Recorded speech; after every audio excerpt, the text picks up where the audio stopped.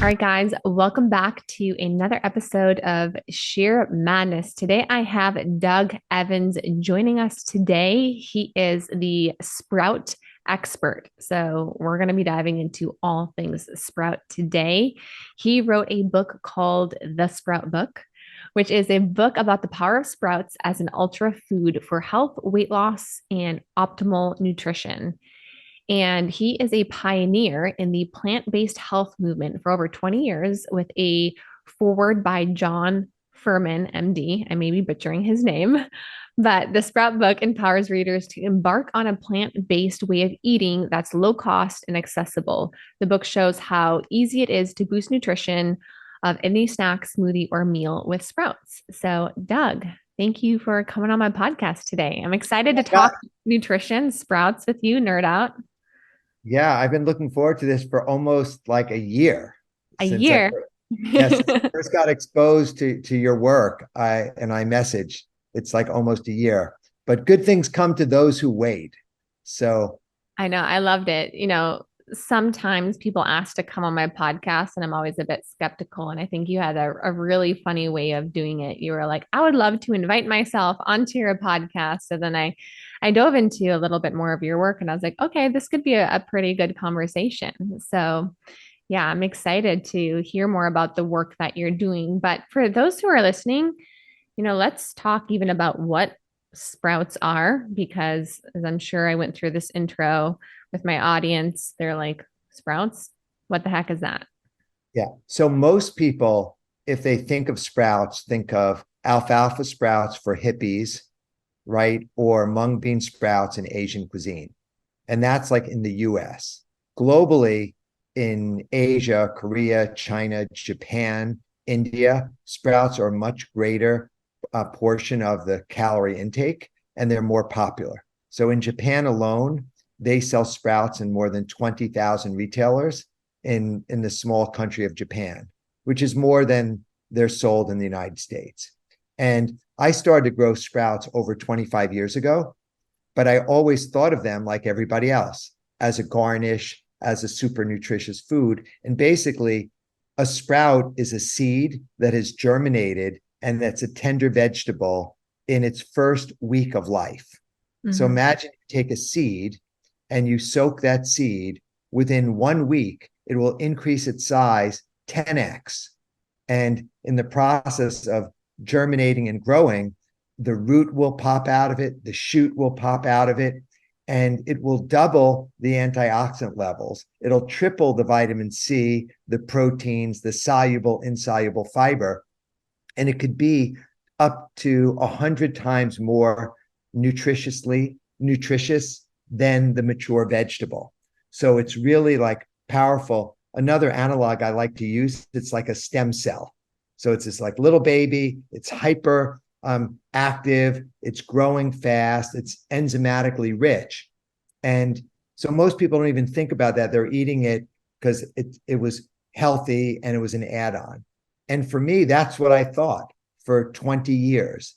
And then I moved to the desert. I moved to the Mojave Desert to Wonder Valley Hot Springs. So I discovered hot springs in the desert near Joshua Tree.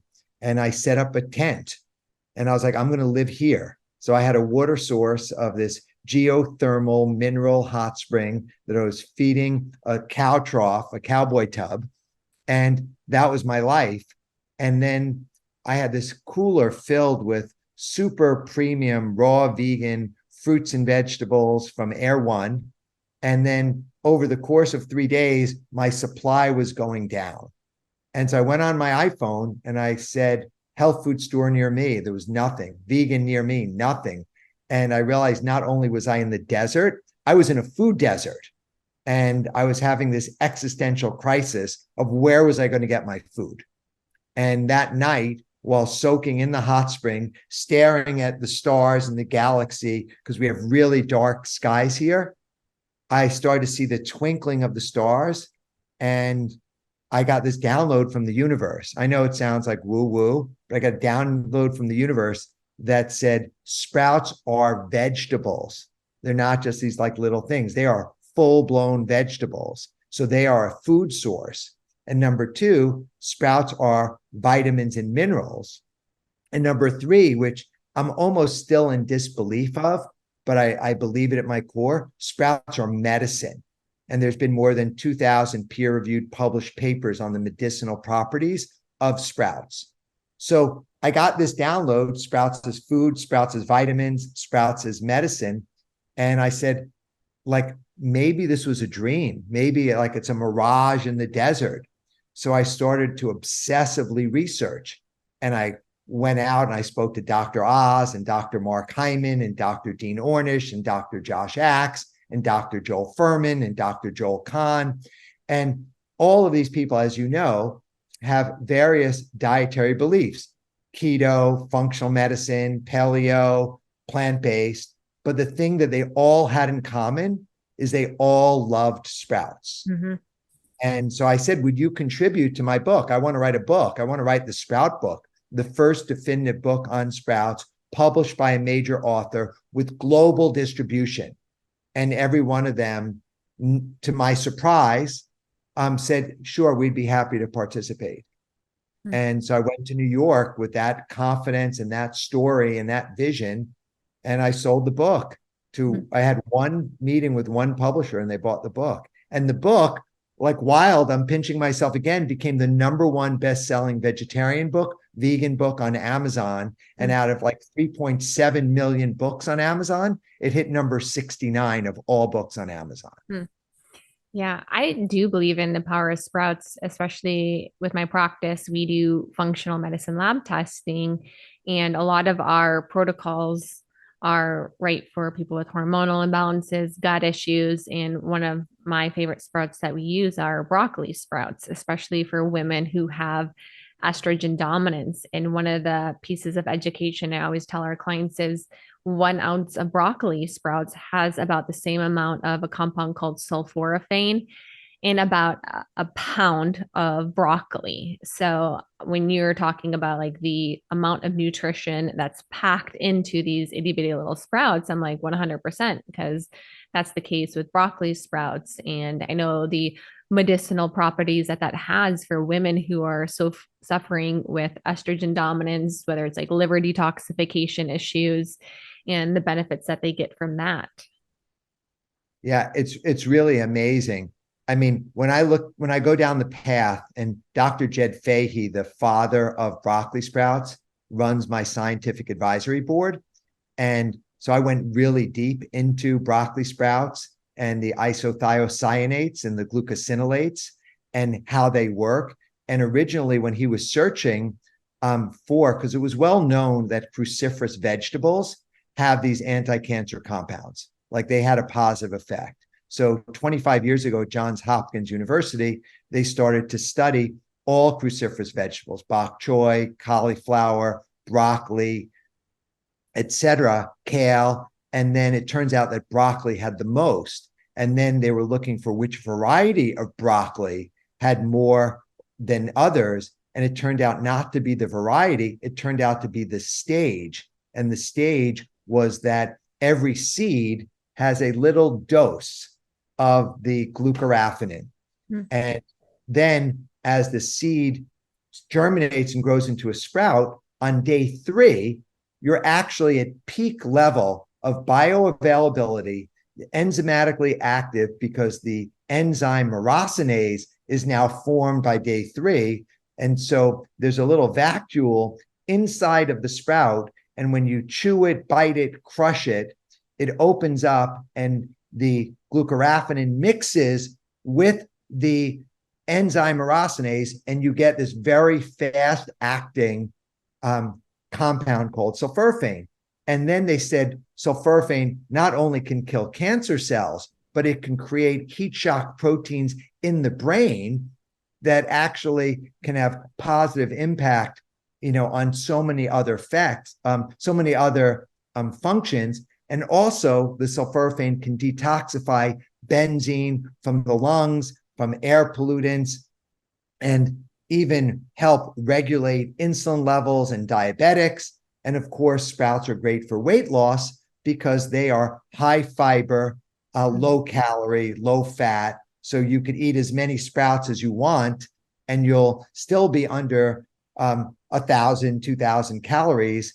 And therefore you're getting the nutrition that you need, you're getting the fiber that you need, and you're getting the nice structured water, but you're not getting fat and other things that will just help shift the body into optimum shape.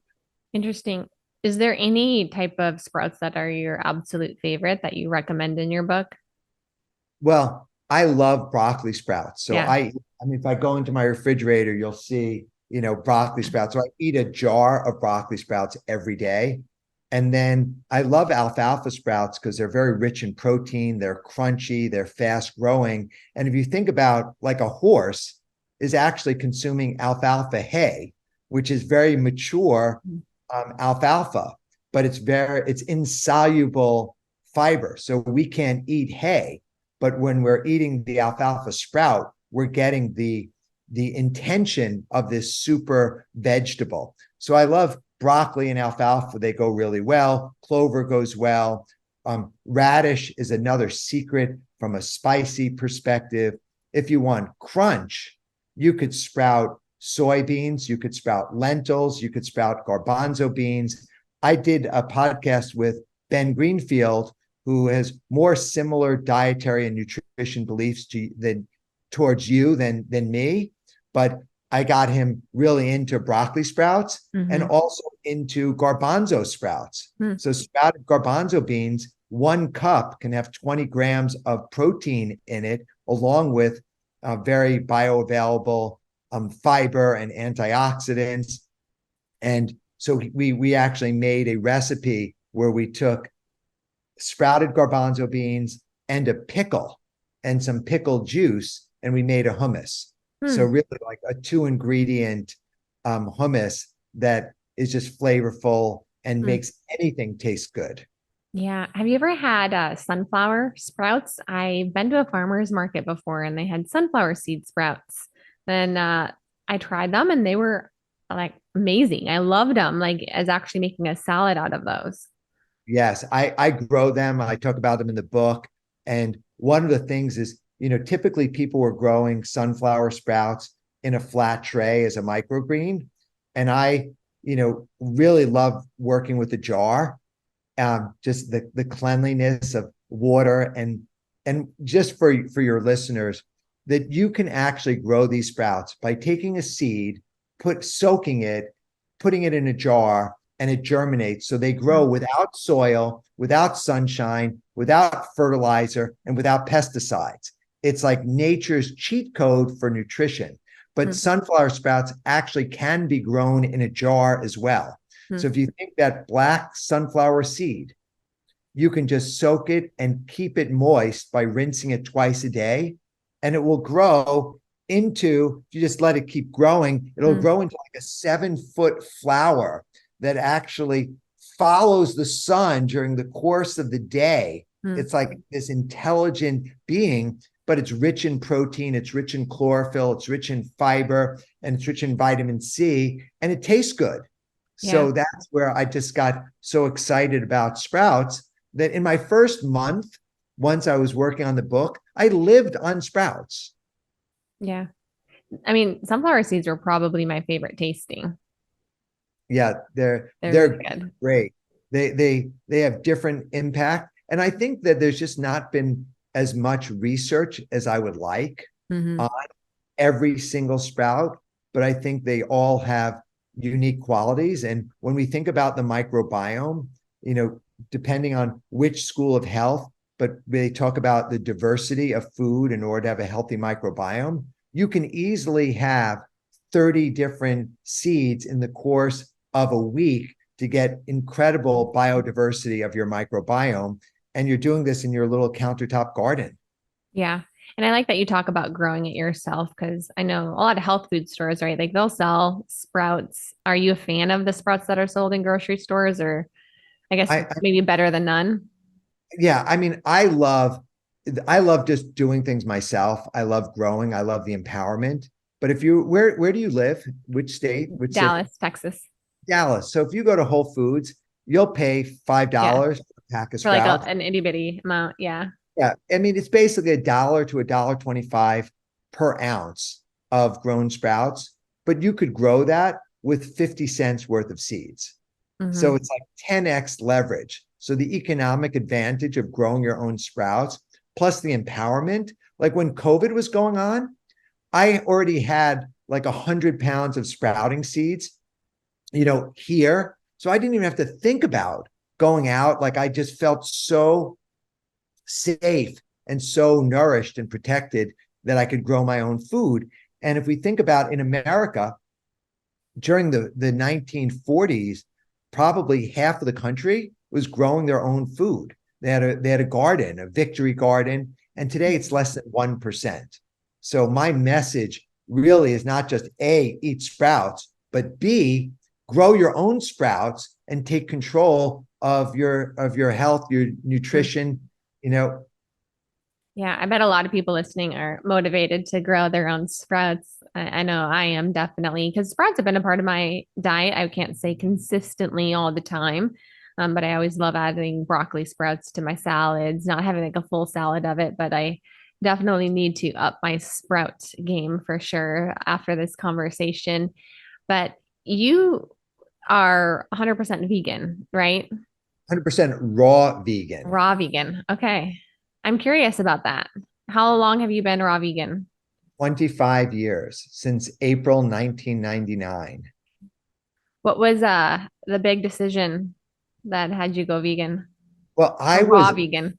yeah, I was eating like the standard American diet. Like I love fast food. I loved, Chinese food. I loved Kentucky Fried Chicken. I could still tell you my order at McDonald's, double quarter pounder with cheese, large fries, vanilla shake, apple Mhm. pie, large Coke. Like I just ate that. And then my aunt got type 2 diabetes. And then she like just became really swollen. And then we got noticed that they needed to perform a double amputation. And I was in shock. And so I thought, like, oh, diabetes runs in our family. And then she died from complications with the diabetes. And then my uncle died of heart disease. My mother developed stomach cancer and died. And then my father died from heart disease as well. And my older brother, who's 2 years older than me, had his first stroke, became overweight and obese, then type 2 diabetic, and then developed atrial fibrillation. And so I was looking around at my family thinking that I was genetically cursed. And they say when the student is ready, the teacher will come. And so I was out in New York, out and about, and I met someone, and they were a vegan. And I had never even heard the term vegan. I thought it was short for vegetarian. And she told me, no, no, vegetarians, they still eat eggs and they'll still eat dairy. Vegan is no animal products. And I was like, oh, that's really interesting. I eat animal products every day. And then the next day, she invited me to the Big Apple Vegetarian Society, and they had a battle of the diets. So someone was talking about vegetarian, someone was talking about macrobiotic, which you don't hear that term very much anymore. Someone was talking about vegan, and there was a guy named Paul Nissan who was talking about the raw food diet. And like, I was like, what is this? And that night I went out and I bought my first book called Nature's First Law, The Raw Food Diet. I read that book and it just resonated with me that, other primates live by eating leaves and fruits and vegetables and plants. And I said, I'm going to try this. And I just tried it and it took 2 weeks and I went cold cucumber and I've been that way since. Mhm. I haven't heard the term cold cucumber before. Yeah, and I know we mentioned this before we were even on air recording. My nutrition philosophy is plant-based, but with animal protein. And what I mean by that is, a lot of our diet should be fruits and vegetables. I do not align with the standard American diet, the SAD diet, that is basically just a bunch of processed foods. It's the fast foods, the hyper palatable foods that definitely are very detrimental to our health. So I am wholeheartedly believe in eating plants and making that a primary part of our diet. But I am also a big believer in high quality animal protein, huge difference between, right, like a hamburger patty from McDonald's versus grass fed and finished, wild caught salmon, pasture raised chicken compared to what is a lot of the animal protein that is, you know, animals confined in cages where they're fed a bunch of hormones and antibiotics. They're given a bunch of grains or candy. There's even been studies about that, which is terrible for our health, right? Because it's not only we are what we eat, but it's we are what our food eats as well too. But I'm curious about like the protein part of it. I'm sure you've been asked this before, and I'm not the type of person where I'm like a diet Nazi where like I take on my diet as my identity. And I'm sure you've met vegans like that, where it's like veganism is so much a part of their identity. But I love having conversations that are just more open about like, hey, I'm curious about this, but muscle is something that's right super important for health and longevity. And my good friend, Dr. Gabrielle Lyon, she's been on the podcast. She's one of my best friends. I'm not sure if you checked out her work, but she does muscle centric medicine. Everything she talks about is animal protein. And, I'm a big believer in a lot of the work that she does. So I'm curious in terms of, how you're supporting your skeletal muscle mass and what that looks like for you for getting, adequate protein every day. Yeah. So I will tell you from a philosophical viewpoint, I don't look at the nutrition that I eat. Like I eat very intuitively, and my diet, if we were looking at caloric consumption, is about 50% sprouts and 50% fruit. Mm. So like that's my diet. And so what do I do for muscle is I do body weight exercises until exhaustion. So like I will do, I start off not being able to do any push-ups, and now I can do 50 push-ups. And the 50 push-ups became so easy that I then kind of shifted to doing clapping push-ups or frog push-ups where I'll bounce around the room, creating resistance on it. And now I'm working on one arm push-ups.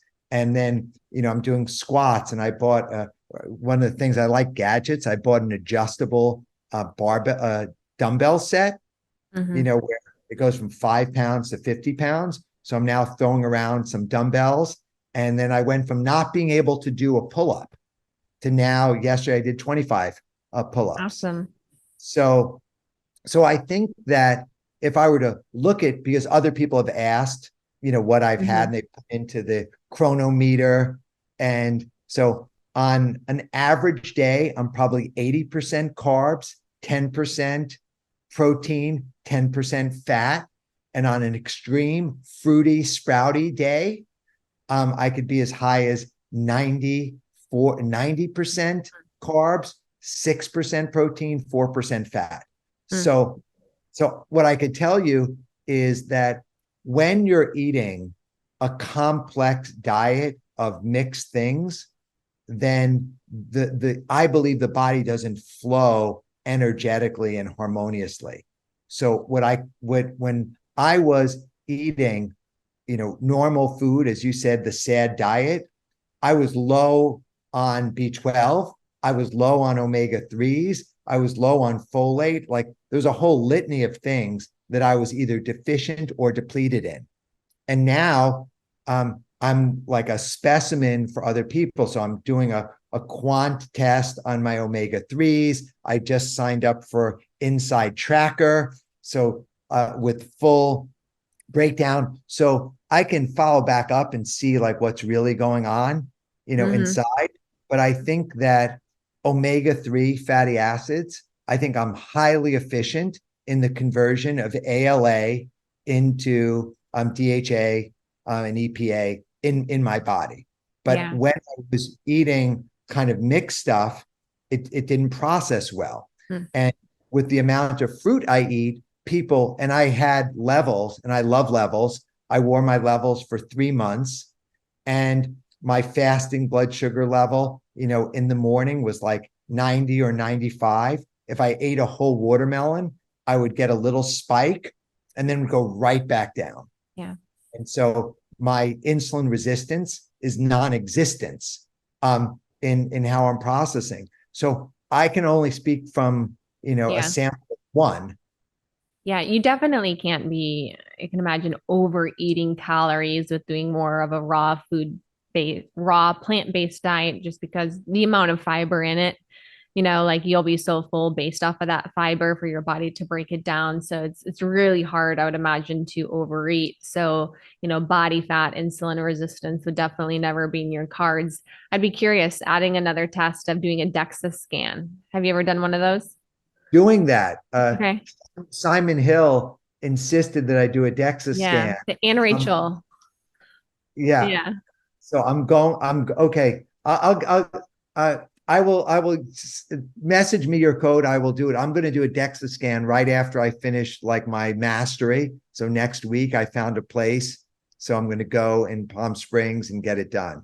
Yeah. And everyone listening, a DEXA scan it's the gold standard for body fat testing, but it doesn't just look at fat. It looks at muscle, it looks at subcutaneous fat, it looks at visceral fat, but also looks at bone density as well too. And so like 100%, like I'm like, I believe like you're very lean.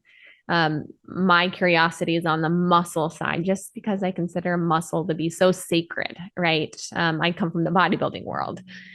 Yeah. And, especially for women too, a lot of women going through menopause, and what I've seen in my practice is, the loss of skeletal muscle mass over the years really puts them in a bad place, at risk for things like osteoporosis, but also too, frailty, falls, and all of these different things that could be prevented from adequate protein. Also resistance training as well too, because that plays such a huge role in muscle protein synthesis.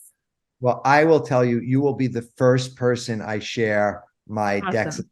results with, and I'm sure you're going to look through it under a microscope. So I love it though that all these people are having you do tests, because you are like a specimen. They're like, let's look at what's really happening in your body. It's interesting, and I always come at these conversations with more curiosity more than anything, and really understanding what it's done for you, kind of the thought process behind it. But I can say, 100%, I believe in sprouts.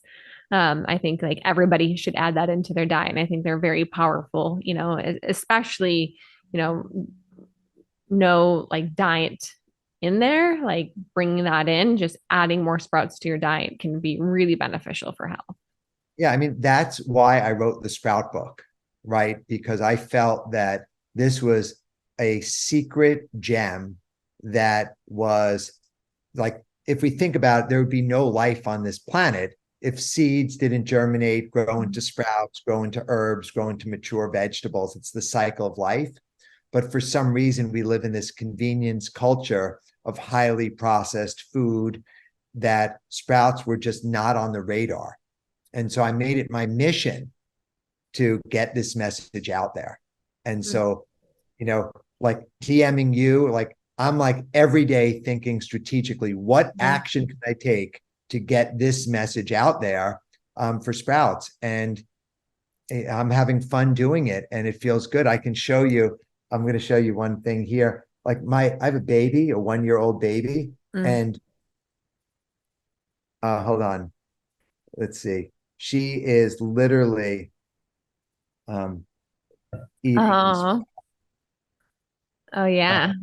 she like loves her sprouts. This is Good for uh, you for having a 1-year-old. yeah. I mean, I she like evidently my daughter Leaf really wanted to come through because I thought I was going to be alone in the desert, living in my tent, and then I manifested my wife, and then our baby came through. So I had That's my first amazing. child at 56 years old. Wow. Wow. Yeah, doing big things for sure. And I love how passionate you are about health and wellness. What do you feel like is next for you? Is it still the sprout journey, or do you have any other dreams I and mean, ambitions? I mean, you know, I live on a hot springs oasis, and we have many houses, and I think it's just beautiful. But I'm not interested in real estate. Like I'm really interested in health and longevity and wellness. And I think we're just scratching the surface. Mm. And, the first thing I ever really wrote was the Sprout book. And I wrote that myself. And then I just published my first peer-reviewed white paper with Dr. Jed Fahey from Johns Hopkins University, where we studied food safety for 25 years and we did an analysis. So that was our first paper that was published. And now we're working on our second paper that we're going to publish in a journal. And this is going to be on the life cycle analysis from environmental. So we're adding the whole climate factor into the equation for sprouts, because it's really interesting that you can grow I won't even bring in the meat into this equation, right? But it takes like 50 gallons of water to grow a pound of broccoli, but you could grow a pound of broccoli sprouts with 1 gallon of water, right? So it's just so efficient to grow your own food if you're using this short cycle of sprouting, the 1 to 5 days. Are you into mushrooms at all? Because that's a really interesting niche of nutrition.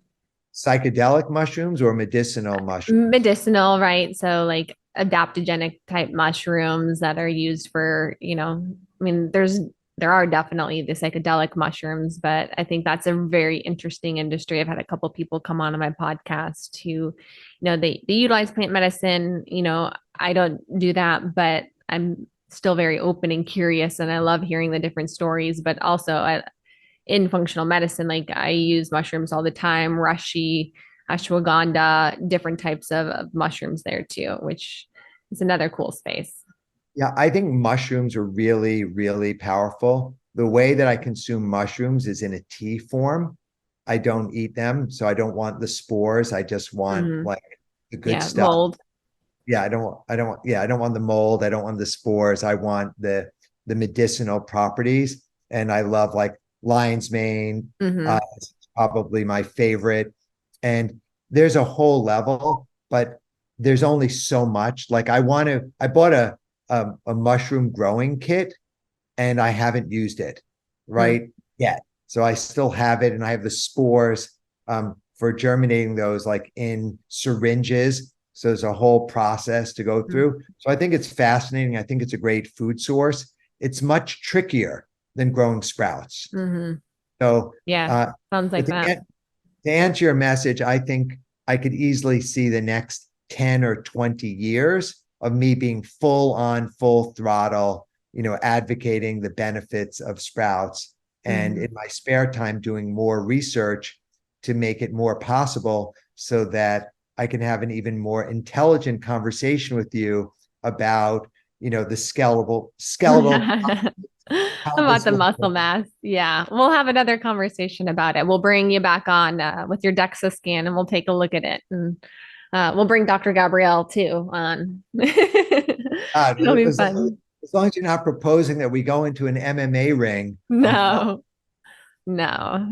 I have a lot of friends who are plant-based, right? It's the problem is when people just make it so much of identity, and you can't be friends or have conversations with people who follow things that are different than you. Like that's really the big problem that we see. Yeah, I get haters. Like if you were to post putting sprouts on your wild salmon, right, and tag me, I'll throw that up in my stories. Right. Like, I will share that because my message is about sprouting. My message is about movement and living your best life ever.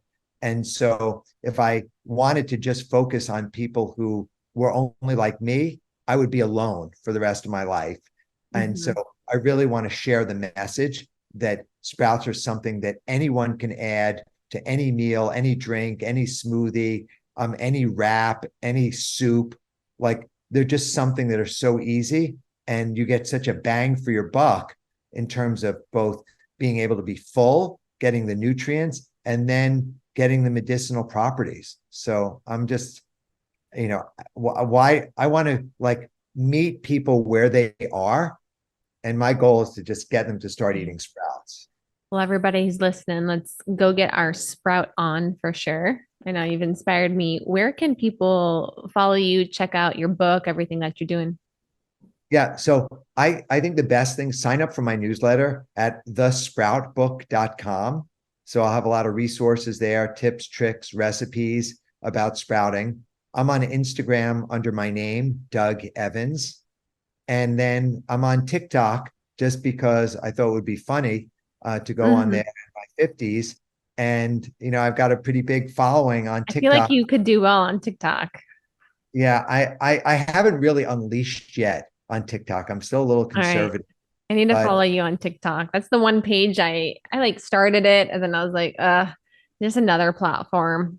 But well, I've posted 365 days straight on TikTok good for and you. over 25 million views. And Okay. So yeah, you're TikTok famous for sure. yeah, Everyone and go check them out on TikTok in the it's Sprout.